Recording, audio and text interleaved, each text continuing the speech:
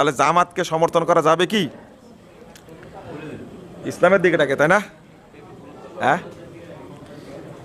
যা ক্ষমতার দিকে ডাকে, তাই না? জামাত ইসলামের এক নেতা বক্তব্যের মধ্যে বলছে যে নারীরা যেভাবে চলছে ওইভাবেই চলবে, সবার কে বোরকা পরতে বাধ্য করবেন? যে পরবে না পরবে না, যে পরবে পরবে।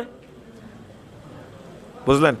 আমি আপনাদের অনুরোধ করি, দয়া করে ইসলামের স্বাতন্ত্র্যটাকে আপনারা নষ্ট করেন না। আপনারা রাজনীতি করেন, অর্থনীতি করেন, পরিবার নীতি করেন, যত ইচ্ছা তত করেন, এখানে বাধা নাই, কিন্তু ইসলামের স্বাতন্ত্র্যকে আপনারা নষ্ট করবেন না, দয়া করে করবেন না। আপনারা জামাত ইসলামের ভাইয়েরা কি করলেন?